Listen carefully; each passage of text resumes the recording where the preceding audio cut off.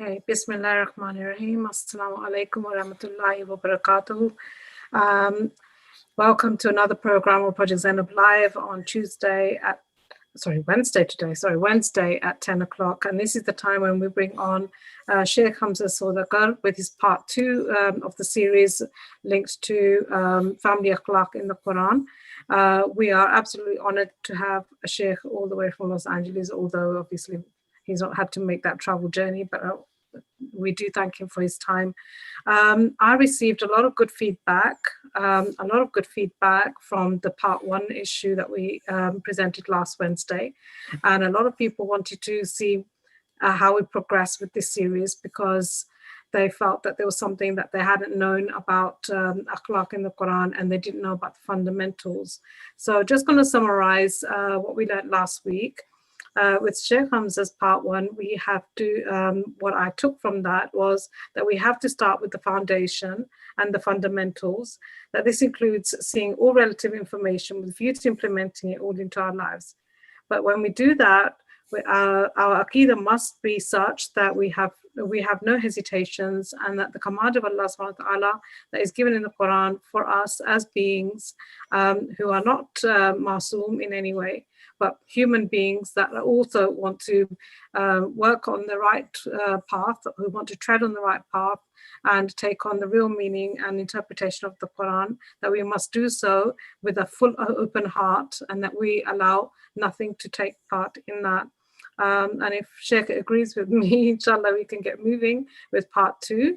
And I also believe that with when we do open up the holy book, that we need to take on the verses of the Quran as they are given to us and not try to manipulate them to our own environments, because we could be in a different emotional state of being at the time when we do interpret those, and the real interpretation and the meaning could be lost. Absolutely. So I should, inshallah, begin. Bismillah ar-Rahman ar-Rahim. Alhamdulillah Rabbil Alameen wa sallallahu ala Muhammad wa ala alihi at-tayyibin at-tahirin. Inshallah, Allah blesses us with guidance from His book. This is the book of guidance. What I wanted to talk about today can be classified as some of the fundamentals as well, but we're moving a little closer to the actual subject matter, which is the akhlaq, the specifics of the akhlaq, in terms of our relationship with people, with different people. That is what we would call the crux of the matter, or the main issue and the main theme here. But there is one other element that I would like to address so that we can get to those specifics from the Quran and understand them the way the Quran presents them. And that is, after understanding that where we get the akhlaq is the Quran and the words of the Ahlul Bayt which conform with the Quran, now let's ask the Quran, what's the objective of akhlaq? What are we supposed to accomplish in the subject of akhlaq? And what we're not trying to accomplish. For example, akhlaq is many times understood as being nice, being pleasant. Good akhlaq is being pleasant. Good akhlaq is doing and behaving and speaking in ways where people enjoy that talk, enjoy that presence, enjoy that behavior, enjoy that demeanor. It's positive. These are terms that are used. So any type of behavior, according to this understanding, if this is the objective that we're trying to reach, any type of environment, behavior, thought process, words that cause tension, that cause someone to be unhappy, that cause people to feel anxious, that would be classified and identified as bad akhlaq. According to this definition of akhlaq, that I don't know if I've seen anyone actually say this, but I have seen many times what would lead us to believe the person's and the people's understanding of akhlaq is that if you see a person raising their voice, according to this definition, and that's bad akhlaq, because once you raise your voice, then obviously people are not going to feel very happy. People are going to start feeling at least a little anxious. They will feel uncomfortable. If they're the ones, that's if it's in their presence. If it's against them, then obviously they're going to be very unhappy. And so, with the understanding that good akhlaq is we need to avoid that, then that means what we're trying to accomplish in akhlaq is to move in a direction where we are not affected by our emotions in such a way that we never behave in a way that anyone feels bad, feels anxious, feels unhappy, feels disrespected. That's another one. If you speak in a way where your audience, the person you're addressing, feels insulted, they feel insulted. If you speak in a way that they feel insulted, they feel that you were speaking in a condescending way to them, you scolded them, these are bad things. So, in other words, good akhlaq is a person that never does that. Never. So we want to ask the Quran, ask Allah subhanahu wa ta'ala, this understanding, is it correct or is it not correct? And I want everyone, all of us, including myself, I want to try to help myself really speaking out loud here. Try to correct that subconscious understanding. Let me tell you some experiences that I've had and tell you why I think from my own personal experience, I feel like, okay, I need to correct this in my understanding of things.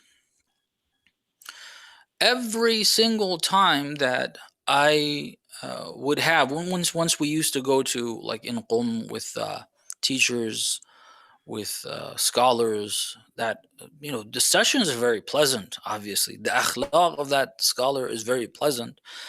In that session, he's speaking in a way you just enjoy every minute of that 45 minutes, 30-minute session, and then afterwards you try to get close to that teacher, hear what they have to say. So it's a very pleasant environment. You don't hear anything unpleasant. And so all this conversation about good akhlaq, just feel like, okay, I want to continue that. You get home, your child says something, does something that is unpleasant. You're like, okay, I need to keep myself pleasant. Your wife does something that's not pleasant. You try to hold yourself together. Something somebody says that is not right.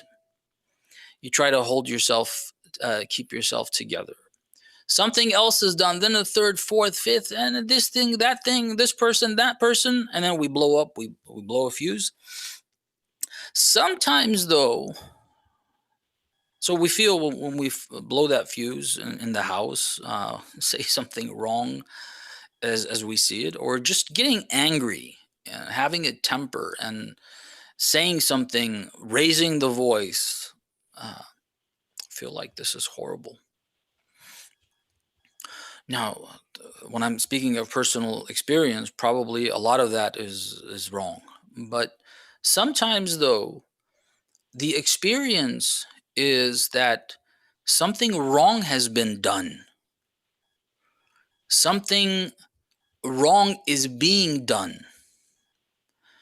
And somebody needs to speak up against it. And when it's something wrong, you're not going to say, oh, this is something wrong, with a big smile in a very nice way. And the people who are doing it are going to be continuing to do the wrong thing that they're doing. You have to speak of it negatively. Okay, you have to speak. You have to raise your voice. You have to look unhappy. You have to look unpleasant. You have to show that you're not okay with this. Then when you do that, you see this teacher or that teacher or this session and so on. You feel like, oh, I did something wrong because I raised my voice. And then this other thing that is a little more subtle here happens, and that is, I feel that people are going to consider what I did wrong, and it's going to have a negative effect. And then that whole thing becomes this burden on my shoulders that I did something wrong. And I have plenty of those experiences.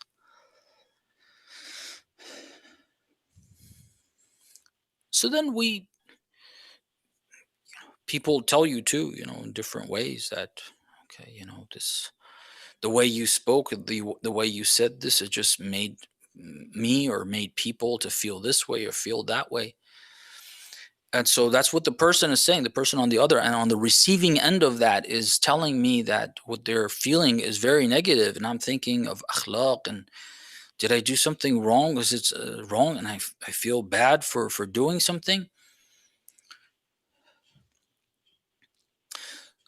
That subconscious understanding of akhlaq being that we are always supposed to be pleasant on one hand, affecting my psyche, affecting my feelings, you start to feel that this behavior is bad, this behavior is wrong, and I need to correct that. As we said, are we supposed to go to these feelings that we have to see what's right or wrong? Whether it's what we experience internally or where someone else expresses to me what they felt when they heard this conversation.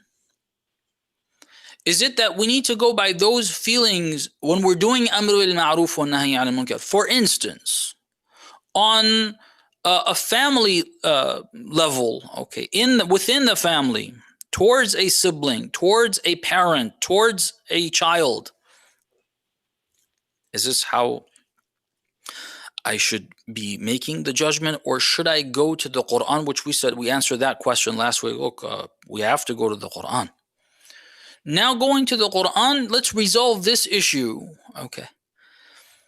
Does it mean if I feel bad, if the other person feels bad, if I am expressing anger, if I'm expressing that I am very unhappy about something, if I raise my voice, if I feel anger and I express that feeling, are these things wrong? Is the objective of akhlaq to get to a point where in the house, with the family, outside the house, with believers and with non-believers and with everybody, we're supposed to reach a point where we always have a smile. And then perhaps at times even quote verses, quote hadith of the Prophet, quote seerah of the Prophet, sayings or conduct, the behavior of the Prophet in the face of people who disagreed with him, to back that up and to prove that. And is this how we're supposed to do it? Let's go to the Quran and ask, is the objective of akhlaq that, or the objective is something totally different? And obviously when I word it that way, it seems like I understand that it's totally different. The idea behind akhlaq is not to feel or to act pleasant all the time. No, that's not the objective. This is the understanding. Where do we get this from?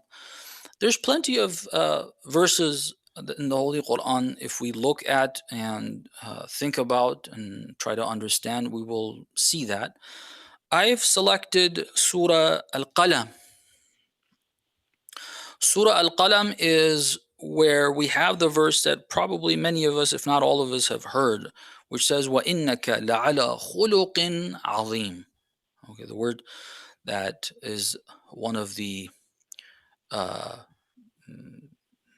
not sure if I can remember the right word, but one of the derivatives of the root of the word akhlaq. Okay, khuluq. إِنَّكَ لَعَلَى خُلُقٍ عَظِيمٍ. So what does this say? And we'll talk about the understanding, try to compare some of the things that we have. We're looking at the verses here, the wording of the verses, trying to understand what they tell us, and then try to relate it to some of the other things that we know from the Quran and the ahadith that conform with the Quran. So this is وَإِنَّكَ لَعَلَى خُلُقٍ عَظِيمٍ. Let me mention this, that Surah Qalam was revealed in the initial years of the mission of the Prophet to guide the world. These were initial difficult years where the Holy Prophet, as we have, the Quran tells the Prophet, Ma anta, a verse earlier, verse 2 of Surah Al-Qalam, says, Ma anta bini'mati rabbika bimajnoon.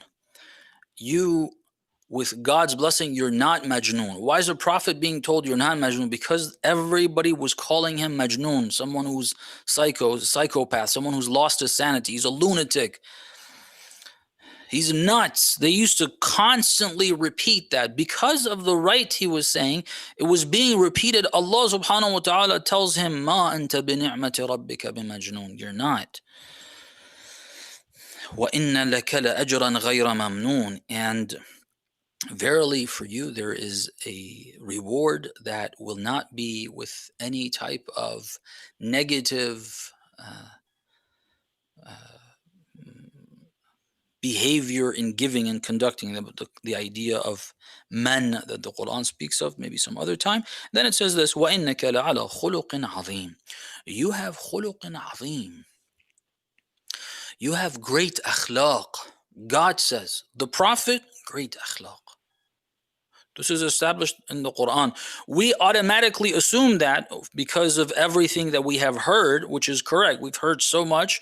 We know the Prophet's akhlaq is the right. That's why the Quran tells us that he is an uswa. He's a role model. Look at him.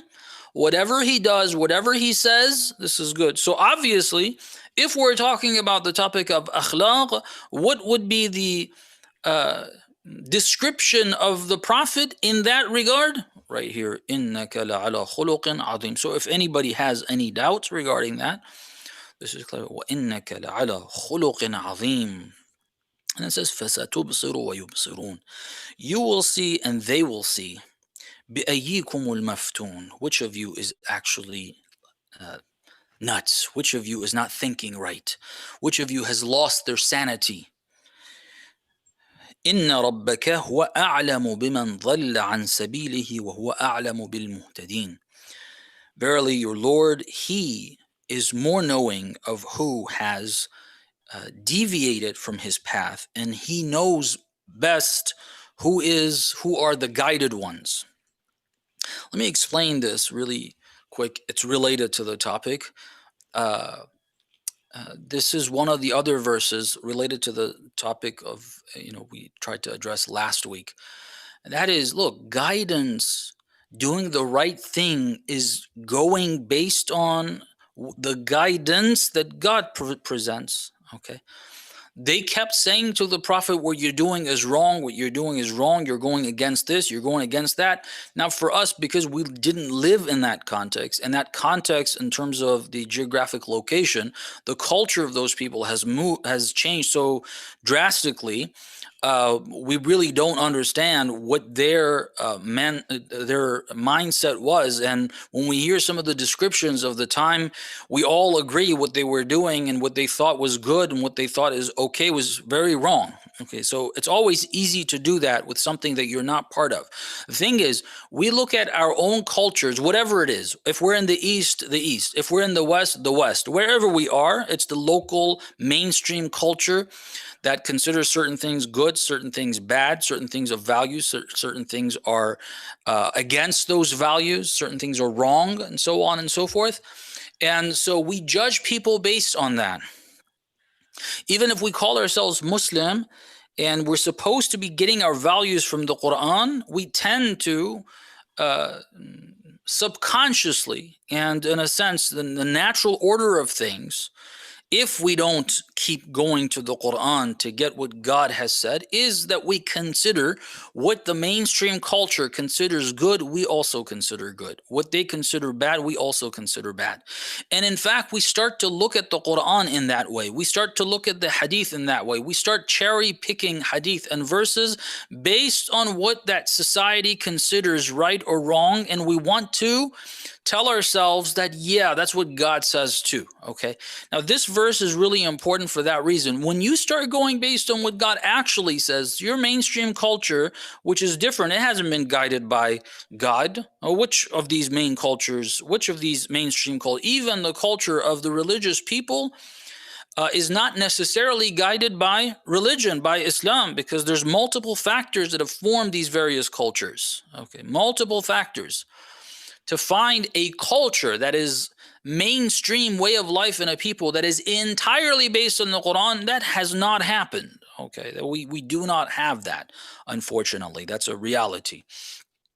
So anyway, so once we start doing that, people start saying, you're wrong, you're wrong, you're wrong. And that starts affecting you. God says in this context, he knows better who's guided and who's not. So when you're doing what he says, the whole world tells you you're wrong. Look at this, what you're doing is wrong. It's hurting people. It's misguiding people. It's causing chaos. It's causing problems. It's causing issues. All of that 24/7. And you're thinking, should I change? Maybe what I'm doing is wrong. God says, God knows better who is guided and who is misled, who is doing right and who is going astray and who's doing wrong, who's doing things that actually hurt people and who's doing things that actually helps people, even if those people tell you that it's hurting them. God knows. You as a person don't know. Nobody knows. Even the Prophet, if it wasn't for God's guidance, he wouldn't have known as a person. This is not me saying, it's from the Quran. The Quran says in Surah Al-Duha, وَوَجَدَكَ ضَالًّا فَهَدَى. He found you misled, he guided you. This doesn't mean there was a time that he was misled and God came and guided him. No, it means he in and of himself does not have guidance. God provided the guidance. Okay? It doesn't mean from the beginning of his creation he was guided. But where did that come from? Is it him? No, it's Allah subhanahu wa ta'ala. No person, none of God's creations have guidance of themselves. If God does not guide, Prophet Yusuf said, وَمَا أُبَرِّئُ نَفْسِي, I do not say that I am I can't do wrong. No, inna nafsa la amaratun bisu. This nafs is constantly saying to do wrong things. Illa ma rahima rabbi, except for what God is pleased with. So that's the idea. God knows best. If you're doing what God says, not what you desire, if you're doing what God says, then that is the right thing, even if the whole world tell you that that's the wrong thing. Okay, this is required for a person to be able to continue doing the right thing that they found in God's guidance. Then he says, فَلَا تُطِعِ الْمُكَذِّبِينَ. Do not follow the mukaththibin, those who say that what you're saying is a lie, you're not a messenger, these are not signs of God, the day of judgment is not real, and so on and so forth. Those are mukaththibin. فَلَا تُطِعْ. Don't obey them. Don't follow their way. Don't do things the way they want. This is going to be the last verse that we're going to cover, and we're trying to open it up and discuss how this is relevant to the topic. What do they love to, لَوْ تُدْهِنُ, that you soften just a little bit. Okay. Go with what they want just a little bit. Change your ways a little bit. What do they would love? لَوْ تُدْهِنُ. You calm down a bit. You start giving into their way a little bit. فَيُدْهِنُونَ. They will reduce their expectations from you as well. They will soften towards you as well. Okay.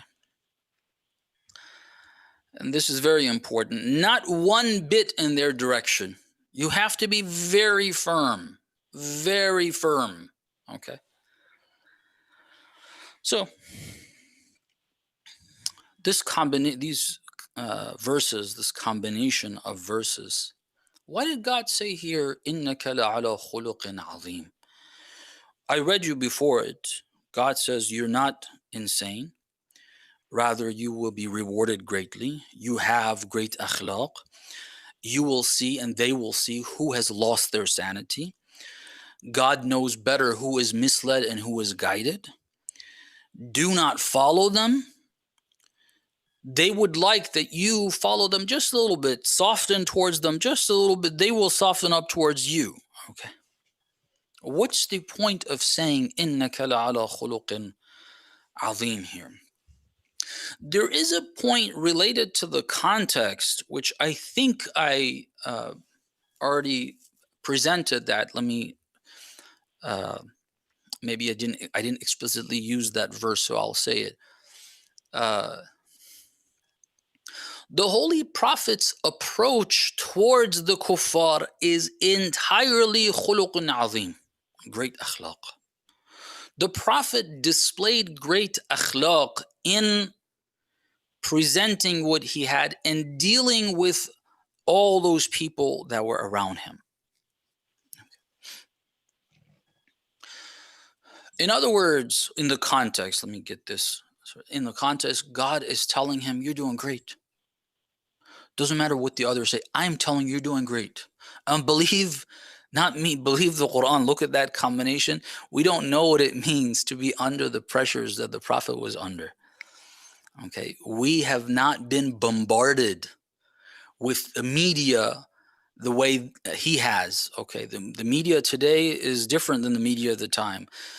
Whatever they had available in terms of media, which, there's no point in talking about the details of what that was, but constantly and consistently, they are dealing with the Prophet in that way. And everybody the whole city and the whole civilization of the Arabs is working against the Prophet. Okay. Whoever, in whatever way they can. Those who can speak, speak. Those who have poetry, poetry. Those who can throw things on the Prophet, they throw things on the Prophet. Those who can, whatever they can do, whatever anyone can do, they're doing it against the Holy Prophet. God is telling them, إِنَّكَ لَعَلَى خُلُقٍ عَظِيمٍ. Your akhlaq is great. Okay. When you're under all that pressure and you're really struggling, and he was, as great as he was, the pressure is serious. God sends this message, إِنَّكَ لَعَلَى خُلُقٍ عَظِيمٍ. You're doing good. Your akhlaq is great. He's complimenting the Prophet. Okay. So now for our discussion, for our point here, everything the Prophet did was khuluqan azim. Unfortunately, again, this is one of the reasons why we mentioned the point earlier. Is the objective being nice? Is the objective of akhlaq always being pleasant? So this subconscious understanding, that's what akhlaq means, has caused many people to say, when they read this, like, look at how the Prophet dealt with the ones who used to disrespect him. How did the Prophet deal with the woman who used to throw trash every time the Prophet passed by her house to go to Masjid al-Haram to perform his prayers and to say what he had to say? On the way, whatever trash she had, she gathered, dumped it on the Prophet every time. And then when she didn't do that, the Prophet asked, what happened to her? She always did this. Is anything wrong with him? They said she's ill. He went to visit her. They focus on that and say, this is the akhlaq of the Prophet. And then when you focus on one area and you blow it up, it always seems as though that is what it is. And so the example is an enemy. The akhlaq of the Prophet is to be nice to them. Take all the stuff that they did to him. She would throw trash on him, and he didn't do anything against that. And then when she gets ill, he goes and visits her. Okay, so this is it. This is an example. What do you take from that? Okay, no matter who it is, in regards to Islam or personal matters, if they come and they hurt you and they do things, akhlaq is to not say anything, not do anything. And then if they get ill, you go ask, how are you? And so on. This is good akhlaq. Well, that is blowing one part out of proportion and changing or not mentioning some of the details of that context. And therefore, instead of this being a guidance for us, we tend to get misguided by it, because we took one part of the behavior of the Prophet and generalized it to all other cases. And even on that part, we didn't pay attention to certain details. So this says, إِنَّكَ عَلَى خُلُقٍ عَظِيمٍ. Does it say your khuluq is involving this aspect? It doesn't say. So this understanding is related to a preconceived notion, a prejudgment before going to the Quran and assuming that the Quran means this. The word khuluq doesn't mean. The khuluq means generally the good things. When you're being praised, it means what you did. Your behavior is good. Okay. The Prophet's behavior entirely is good. So whatever the Prophet did is good. So to select parts of his behavior and say this is what this is talking about is wrong. The word doesn't mean that. The word khuluq is what's inside. It's a malaka. Allama Tabatabai explains in Al-Mizan, and he quotes other scholars of the Arabic language, dictionaries, and so on. Khuluq is the internal character that a person has built regarding whatever it is, how they behave towards things. And it can be good and it can be bad. When God is praising, it obviously means it's good. Okay, that's otherwise the word itself doesn't even have the good part in it. We get that from context. The word means your character. You have great character, great in badness or in goodness. When God is praising, the context is obviously praising. It means it's great, it's good. Okay, not great in a horrible, you're very horrible. No, because sometimes azim can mean that. The context is that it's good and it's very good. So your character is very good. Your character in this regard only doesn't say that. Don't be selective. The khuluq of the Prophet, the character of the Prophet is great, all of the aspects. Now, what aspect does the Quran stress on in the same context? This is very important. Well, that's why we read the other verses that followed it. It says, the part that instructions come to the Prophet. This is part of the khuluq, the character of the Prophet. فَلَا تُطِعِ الْمُكَذِّبِينَ. Don't follow their way. The mukaththibin, the kuffar, Abu Sufyan and the Abu Sufyans, the Abu Jahls, the Abu Lahabs, these various figures, the head of all being Abu Sufyan, these are the mukaththibin.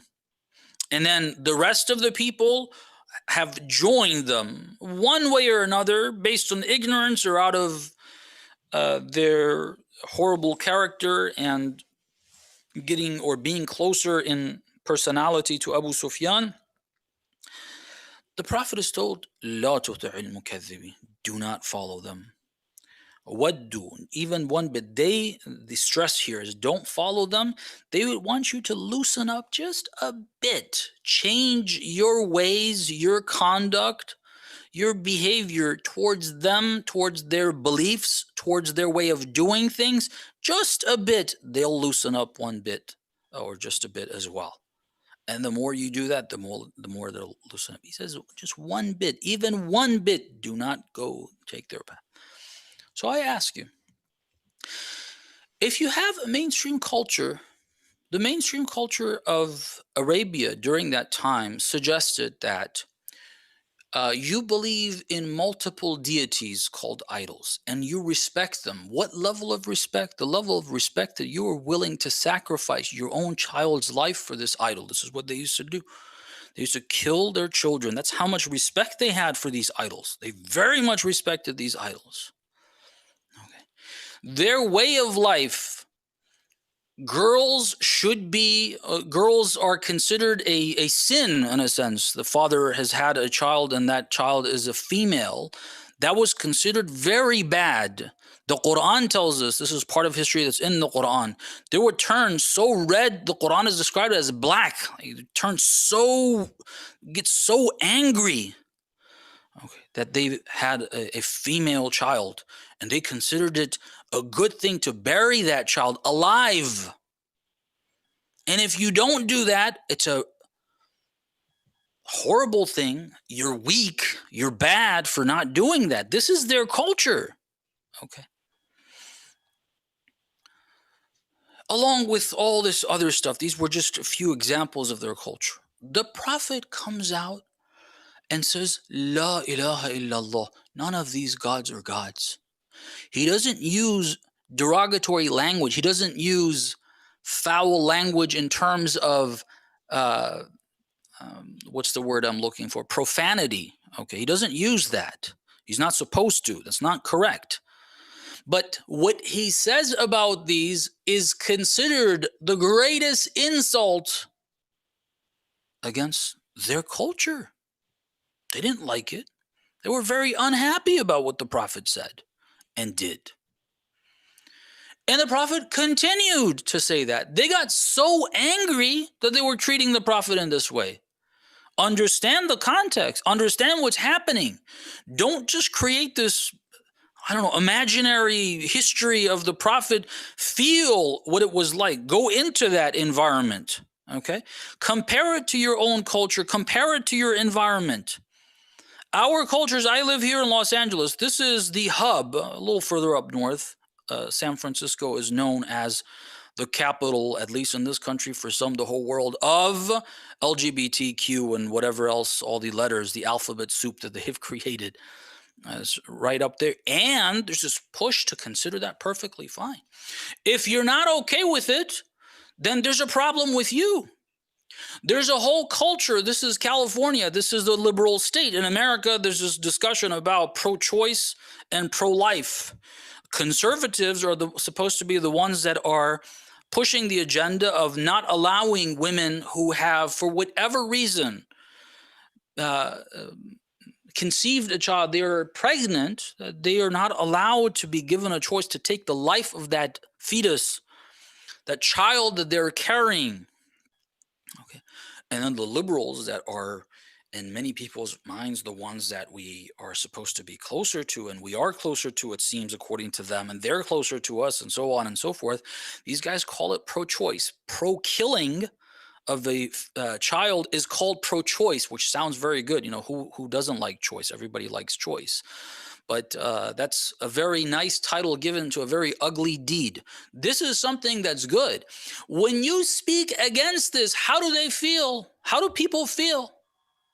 People feel like, okay, let's keep things pleasant. How? Let's not talk about this. Let's not talk about LGBTQ. Why? Because you don't want to rock the boat, not because of the ease and concern. I'm not talking about that. Okay, some people have concern about how they will be attacked and they're looking for ease and comfort in their own life. That's besides the point. I'm not addressing that worry. The worry of, but you know, this is not nice. We're telling these people you're not allowed to do this. You're not allowed to be this. We don't recognize you. We're speaking in harsh words. When you mentioned the penal code, I mean, that's another aspect. I'll give that as a separate example. We're still talking about this aspect of just the Prophet preaching. Don't change one bit. What he's saying has angered all these people. All these people have gotten very angry. Because of what? Because of what he has said. Okay. He has said something, they have all taken offense. When you see that response from the people, what are you supposed to do? Does Akhlaq say, oh, we should say it in a way that they're not going to get upset with the way we're speaking? Well, the only way you can do that is to say something that does not make them think that everything they believe in is wrong. That's the only way, which means, but that emphasis right there, even one bit of change you shouldn't have. God told you to say this, La ilaha illallah, none of these idols are anything. Don't use profanity against them. That's a different thing. We have other verses that don't use profanity against them. Some people get carried away like, oh, that's wrong. Then they feel like, oh, that's one of the other problems that we have. When the world says profanity is bad, nobody uses profanity. When everybody on TikTok, every other clip has the F word 50 times, and that's how you can get an audience for yourself. And so Muslimin think, oh, let's go into it. No, it's okay. Just say F word 50 times. We get it's okay. Why? Where did this come from? Well, the culture is now accepting of it. Now it's fun. It's funny. It's humor. It's this. It's that. No, don't get carried away with any of this. We don't use those bad words. What is a bad word in profanity? But saying the truth that some people are gonna take offense with, they're gonna dislike it, they get really angry. If the objective was to be pleasant and keep people pleasant, well, this is something that clearly in this context, the one aspect of the khuluq of the Prophet that is emphasized and he's ordered to continue, don't change it even one bit, is the aspect that causes not one person or two people, it causes the entire city and outside that city to be very angry with the Prophet. So this isn't an objective. We're not trying to please people, be pleasant and keep everyone pleasant. No, that's not the objective of akhlaq. That's not the objective of akhlaq. Again, let me go back to this. Your character, the character of the Prophet is great. The Prophet, Allah subhanahu wa ta'ala is praising. So let's talk more about this character of the Prophet from the verses of the Quran, what the Prophet was commanded to do and what the Quran tells us he did. Allah subhanahu wa ta'ala, I saw somebody had commented, I don't know, I didn't read the full comment, I don't want to mention a name, but because I had heard others talking about this, thought maybe this is something that was mentioned. Inshallah, they didn't mean it or they didn't really realize, but it's a wrong thing that is many times mentioned. And that is the Holy Prophet not being involved with the killing of anyone. Okay, we're talking about akhlaq, right? Akhlaq, the character of the Prophet. And they say that this is not documented historically that the Holy Prophet killed anyone. Well, what's the objective of stating this, even if history has not documented it? Which, if we're looking for the history books telling us that the Holy Prophet killed this one particular person, that may or may not be there. I haven't done a thorough research to be able to say that to you. But the Holy Prophet is the one who commanded the whole army to kill their enemies. If this is wrong to kill, if it was wrong, that's why the Prophet didn't take part in it, then why did he command it? If it's wrong, why does the Quran praise? فَيَقْتُلُونَ وَيُقْتَلُونَ. They kill and they are killed. Besides that, history does record, it doesn't say this particular person. In the Battle of Uhud, all the accounts say the Holy Prophet was fighting the war in the battlefield, not behind the scenes. It doesn't need to say this person was killed or that person was killed. When he's fighting, there's only a few people, there's a whole bunch of people around him, and some people got killed. Well, nobody recorded whose sword stroke, but the Prophet was involved. And Ali ibn Abi Talib is the nafs of the Prophet. Everything you hear about Ali ibn Abi Talib, the Holy Prophet is above, including his strike of the sword. For anyone who thinks otherwise, reread your history and reread your Quran. The Holy Prophet was more capable than Ali ibn Abi Talib, salamullah alayhi wa salawatuhu alayhima. The Holy Prophet was not someone that was incapable and he relied on other people. He didn't get involved. He didn't like blood. His akhlaq was no. Part of the character of the Prophet is what the Quran describes in Surah Al-Fath, the last verse, Muhammadun Rasulullah. والذين آمنوا معه أشداء على الكفار رحماء بينهم. أشداء على الكفار. The Prophet, it states him first, then those who are around him follow his example. So he's the one that has the first and foremost stance and position in this way. أشداء على الكفار. What is being harsh? Having shiddah. Shiddah is harshness. أشداء, very harsh, very severe, على الكفار, against the kuffar. And by the way, kuffar doesn't mean non-Muslims. That's a wrong understanding we have. Kuffar means those who are fighting Islam, those who are rejecting Islam, those who have covered Islam, the truths of the world from themselves first and foremost, and then yasudduna an sabilillah. Surah Muhammad starts with this, the chapter that is named by our Prophet. It says, إن الذين كفروا وصدوا عن سبيل الله, or الذين كفروا وصدوا عن سبيل الله. They do kufr, which is to cover it up for themselves. Then صدوا عن سبيل الله. They want to prevent others from joining the path of Allah, seeing the path of Allah. This is a kafir, not some person that has, even if they do some wrong things, even if, no, kuffar means this specifically. Towards the kuffar, what's the position? Ashidda. What is the shidda? What is harshness and severity against kuffar? What the Quran says, qatiluhum. They fought the Prophet. When the time came for war, then fight them hard, fight them very severely. Okay. In Surah Muhammad, we have, let me read you, these are instructions of the Prophet. That is, إِنَّكَ لَعَلَى خُلُقٍ عَظِيمٍ. Surah Muhammad sallallahu alayhi wa alih. Verse 4, it says, Bismillah ar-Rahman ar-Rahim. فَإِذَا لَقِيتُمُ الَّذِينَ كَفَرُوا. Now, because I'm taking a passage of the chapter, I do want to make note. Please be careful with the things I don't say of this. Don't assume meanings that are not being stated here. It says, إِذَا لَقِيتُمُ الَّذِينَ كَفَرُوا. In the context, they are going to meet الَّذِينَ كَفَرُوا that I briefly mentioned. There's a lot of discussion on that topic. When you get to الَّذِينَ كَفَرُوا فَضَرْبَ الرِّقَابِ. Then cut their heads, their necks. Get your swords on their necks. Don't try to hit them anywhere else. ضَرْبًا بِالرِّقَابِ. Okay. Get their necks. Get them down. Get rid of them. Okay. Now, we have discussed those, I think maybe this, I'm not 100% sure, but I hope that maybe this verse was recorded. It was on our channel. We discussed this. It's very interesting. It's both ways. See, when there's the aspect of harshness, there's the aspect of saving life, there's all these put together. What right now are trying to clarify is that akhlaq doesn't mean always being pleasant, always doing things that makes other people pleasant. That's not what akhlaq means. That's not what we're looking for. The Prophet has been described to have لَعَلَى خُلُقٍ عَظِيمٍ, your character. These are all manifestations of the character of the Prophet.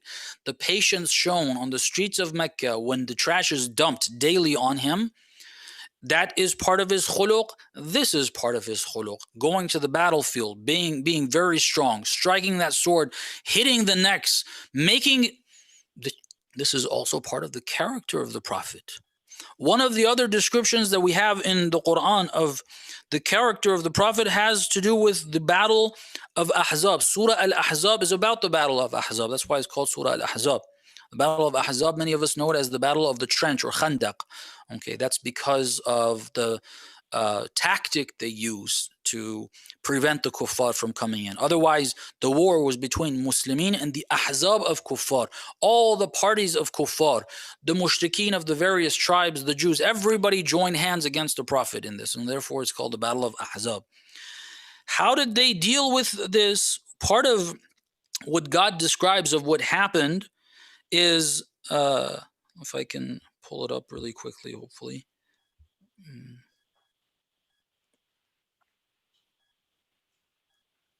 Yes, in verse 26 of Surah Al-Ahzab, Allah subhanahu wa ta'ala says, so historically, this is how it happened. The mushrikeen came from beneath, from the south. The Jews were around the Kaaba on the northern side. According to my understanding of that verse, it says, let me just read that. جَاءُكُم مِّن فَوْقِكُم. They came from above you, وَمِنْ أَسْفَلَ مِنْكُم, and from beneath you. It seems like the Jews came from above, the mushrikeen came from beneath. If we look at the math and we do, the map, and we do north and south, this is how there could be a different understanding. I'm not sure. But anyway, so the Jews on one side of the city, they were supposed to attack from that side, and the mushrikeen from from the side of Mecca, if you look, that's going to be the southern side of the city. The trench was dug on this side. The Holy Prophet dealt with the Jews so that the Jews don't join the mushrikeen in the battle. That was a tactic that the Prophet used. So while the mushrikeen were there, the Jews didn't do their part, so they only had to deal with the mushrikeen. Once the mushrikeen had left, the Prophet did not allow these Muslimin that have been in trouble for a whole month or even over a whole month. He didn't say, he said, don't even pray your prayers. The Dhuhr and Asr prayer, whoever's prayed has prayed, whoever not, let's go. We have to deal with the Jews. They went to this Jewish tribe, and this is what has been mentioned here. This verse is about when they went to the Jewish tribe. For anyone who has any doubt about how history says the Prophet dealt with them. 26 of Surah Ahzab, it says, وَأَنزَلَ الَّذِينَ ظَاهَرُوهُم مِّنْ أَهْلِ الْكِتَابِ. God brought down the people that helped the mushrikeen, min أهل الكتاب, from the people of the book, the Jews, we know. Min sayasihim, they're the only ones that had sayasi, their fortresses. وَقَذَفَ فِي قُلُوبِهِمُ الرُّعْبِ, and God penetrated fear in their hearts. He put fear in their hearts. فَرِيقًا, there's only two groups. فَرِيقًا تَقْتُلُونَ وَتَأْسِرُونَ فَرِيقًا. They were, part of them were killed, part of them were taken as captives. All their adult males were killed. The Holy Prophet's command. Allah subhanahu wa ta'ala is telling us this. This is not some history book somewhere else. All the adult males were killed, and the others, including the female, they were taken as captives of war. Okay. This is the khuluq of the Prophet as well. This is part of the character of the Prophet as well. This is the ashidda ala al-kuffar part of the character of the Prophet. Khuluqan azim is this. So, up to this point, we have, I think, clarified that khuluq, or Islamic akhlaq, the character we're trying to build in ourselves, which is going to be the correct, pleasant character that will give us the pleasance that we can have in this material realm, in barzakh, and on the Day of Judgment, and it only gets better. Okay, because the Day of Judgment is where it's only pleasant, because there's no more kuffar to deal with, no more munafiqeen to deal with. It's going to be all mu'mineen and mu'minat in paradise, and over there, it's only pleasant. There's nothing unpleasant, nothing whatsoever. Here, if we follow the right akhlaq, we will be pleasant within. And even when we're dealing with harshness where we need to be harsh, the way we do it is measured for right reasons and logic. It's all measured. It's the right amount. It's not going crazy and just out of emotions, out of anger, blowing fuses. No, it's none of that. Okay. So the akhlaq of Islam is this. And the last thing that I think we can say using those verses that we read from Surah Al-Qalam regarding the topic of akhlaq. So it's not always pleasant, but what is it? There's always what is it is not, and we spend a lot of time on clarifying this is not what it is, and the reason is because it is subconsciously there. Okay, it's not. What is it? What is akhlaq? What is khuluq? That is correct. Khuluq, the akhlaq, the character that is right, that is good, that is Islam's objective, that we are trying to attain, is to come to a point where all our behavior, including the internal part of it, feelings, okay, is based on God's instructions. That's what it is. If God says, shout here, you shout. If God says, show anger here, show anger. They say in the battlefield, you couldn't look at Ali ibn Abi Talib. Is that bad akhlaq? No. Was Ali ibn Abi Talib a warmonger? Absolutely not. Even in dealing with those who caused the trouble and he had to fight, even in the battlefield, he was merciful. Okay, even in the battlefield. But his mercy doesn't mean that where he needs to have that angry face, that he's going to have a smile on his face. No, he's not. When he's got to cut the hands of the thief that is one of his followers, that he's not going to do that because he's going to feel sorry for the person. We have an account in regards to the penal code. Again, penal code is one of the most difficult parts. Stoning an adulterer or an adulteress, stoning a person. It's hard for me to even imagine seeing it, much less being part of it. Throwing stones at a person to kill them. This is part of the penal code that God sent to mankind from the time of Moses. It's not something that was initially introduced. Even if it was, we had to take it on as correct. It doesn't matter. But the point is that this is so clear. It's even before Islam. It's from Judaism. Prophet Musa introduced this. God introduced it to the people through Prophet Musa, and it continued on until Islam, and it's within Islam as well. So Amir al-Mu'mineen had to carry this out. He had to carry, and the descriptions are, the person confessed 4 times, and with all the details of, I don't have time to explain.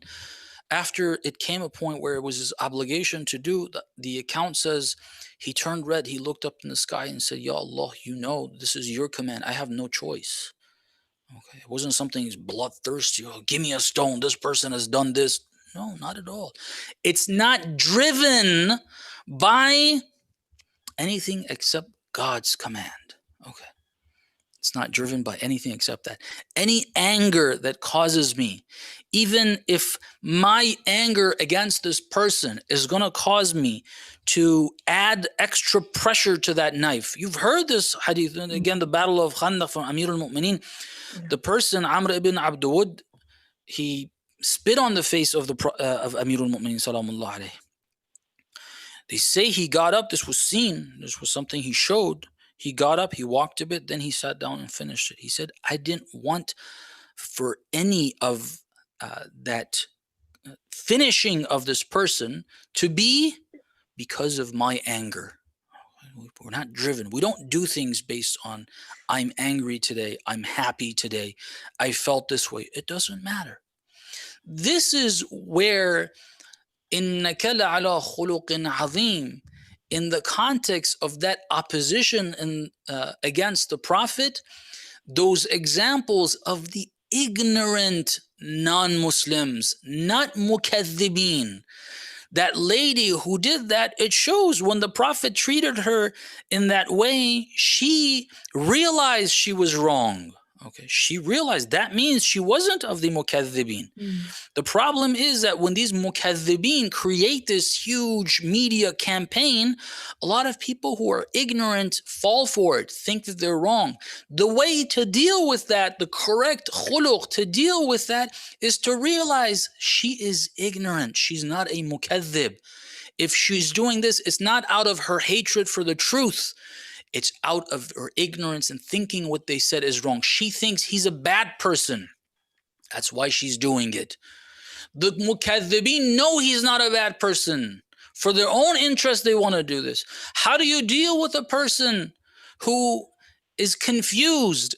They really think you're a bad person. They're attacking you with everything they have.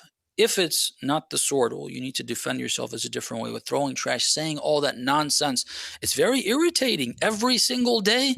How do you deal with that? Because his character has submitted to God. God, how do I treat this woman when she mistreats you? This person with her background, what's going on in her heart, you need to be patient with that. Don't do anything towards her. Okay? And when she gets ill, go and visit her. Her heart is actually good. This is how you bring her to the truth. And this is what the Prophet did. At the same time that she dealt with her in that way, and with others, that based on his patience and not acting based on the feelings he would get, if those feelings were not guided by Allah subhanahu wa ta'ala, and if he didn't reject the feelings that God didn't want him to have, he would have treated them very differently. And he would have, as the verse says, the part of the other part, towards the mukaththibin, if he wanted to follow his own feelings, he would have softened towards them and spoken harshly against them. God says it's the reverse. The ignorant people, be patient with them. Eventually, go speak to them, visit them. That will guide them. These mukaththibin, don't be soft on them at all, not one bit. And so the objective of Islamic akhlaq is to go by what God says. It's not to be soft. It doesn't mean always be pleasant. It doesn't mean always be that. Where you need to be pleasant, where God says to be pleasant, be pleasant. Where He says to be angry, be angry. Where He says to give in, give in. Where He says not to give in, don't give in. Where He says to shout, Ali ibn Abi Talib, some of those words are very harsh. Ya ashbah al-rijal wala rijal. O people who resemble men, but you're not men.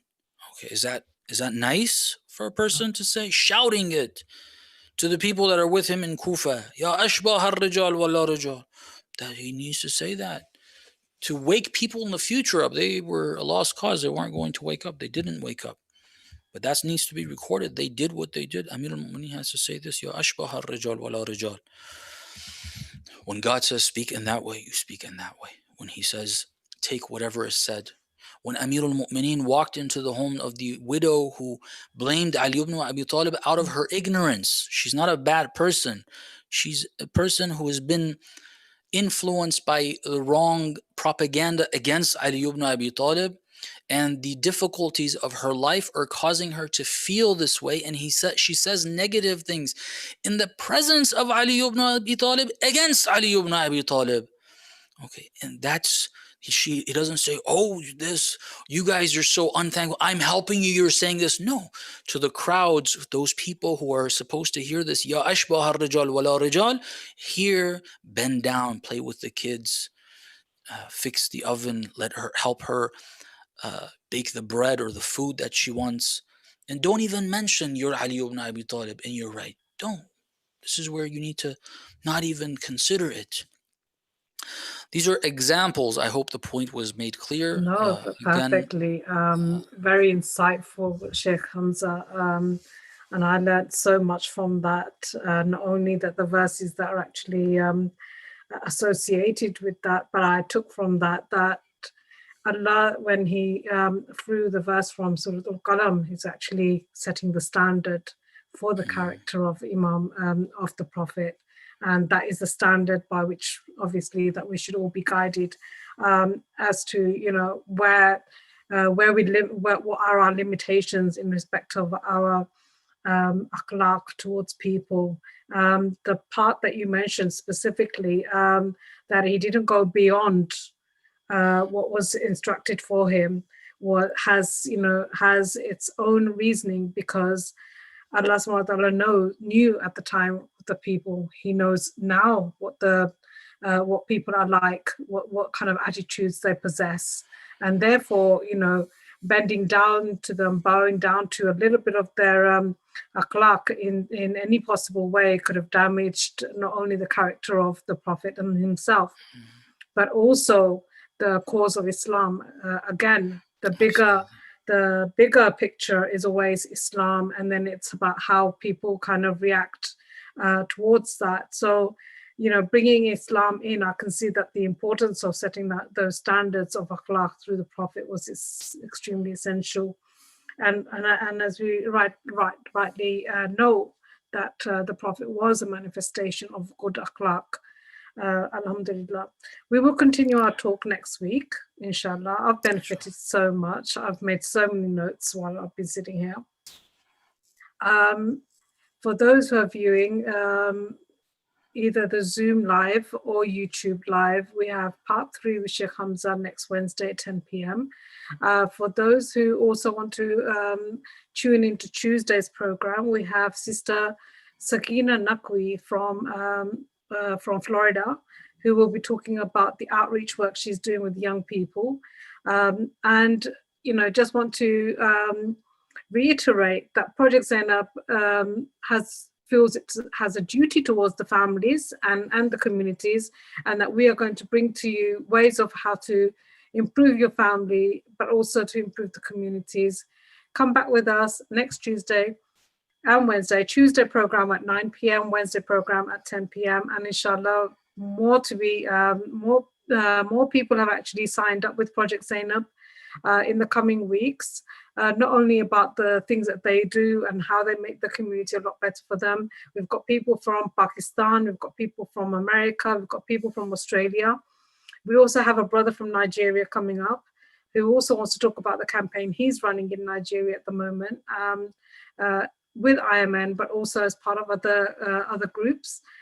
So this Project Zenab Live is definitely trying to make your community a better community, and that could be anywhere in any part of the world. So please continue to tune in on Tuesdays and Wednesdays, and I'm looking forward to, I'm so excited for the next talk with Shaykh Hamza coming up on Wednesday. So please be here at 10 p.m. Next week, Wednesday, and we look forward to seeing you again. Shaykh, thank you very much for